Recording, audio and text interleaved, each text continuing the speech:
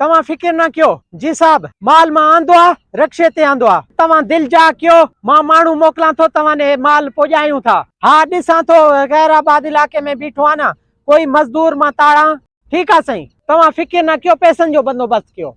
Okay okay साहब छो परेशान खड़ा हो? हिते मांखे मजदूर कम अचे थो, हिन वेरानगी जगह में कोई माण्हू ज़ाहिर ही कोन्हे, मांखे मजदूर का ॻोल्हाए ॾे भाऊ। मां जो साहब मजदूर खड़ो हां। मजदूर आ तूं? हाँ साहब।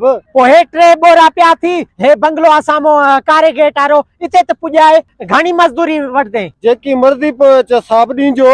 चलो ठीक आ, पुॼाए ये 3 बोरा।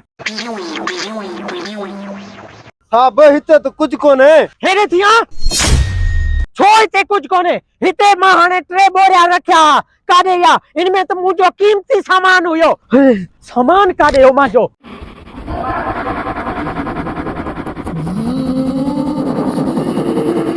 बोरा किॾे विया मुंहिंजा? साहब बियो बियो 1 मिनट, छो परेशान आयो? परेशान न थिया, ॿियो छा थिया? हिते 3 बोरा मुंहिंजा गुम थी विया आहिनि, इनमें वॾो कीमती सामान हुयो। साहब पो ॿुधायो मां तव्हांजी कहिड़ी मदद करे सघां थो? टके जा मजदूर, तूं मुंहिंजी कहिड़ी मदद कंदे? मुंहिंजा 3 बोरा गुम थी विया आहिनि, मूंखे ॻोल्हण ॾे, परे थी।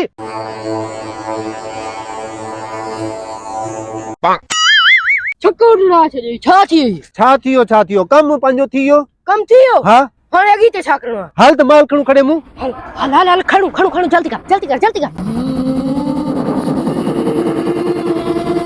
ये न साहब जा चोर जेके साहब जा 3 बोरा लिकाया आहिनि, हाणे वरी खॾे मां इहे कढनि था। मां हिननि जी वीडियो रिकॉर्ड थो कयां।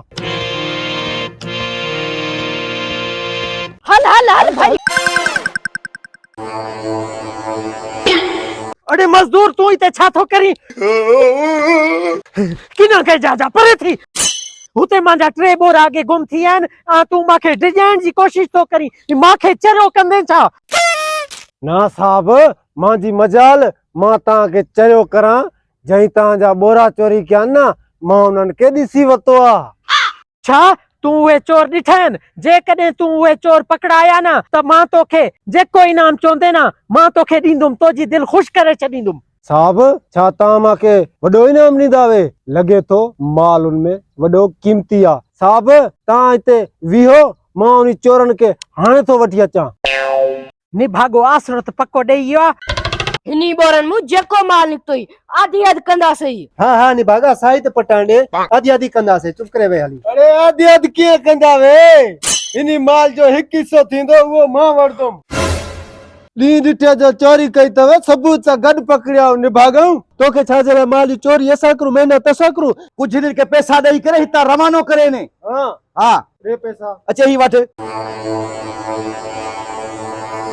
आही वठो पैसा। सॼी पेटी ॾियो, ठीक आहे न? त असां कोन वठदासीं, पंहिंजो माल खणी। सजी पेटी मां कोन ॾींदो साऊं। ठेकेदार साहब ॾेननि, सामान वॾो कीमती आहे, मूंखे ख़बर आहे। ॾेननि ध्यान हा ॾेननि। अचे ही वठो। हलो निभागा हाणे हलो, पाण वॾा अमीर थी वेंदासीं, गुरबत मिटी वेंदी। हाणे पोइ भला खोल इनखे जल्दी कर। खोलांसि तूं।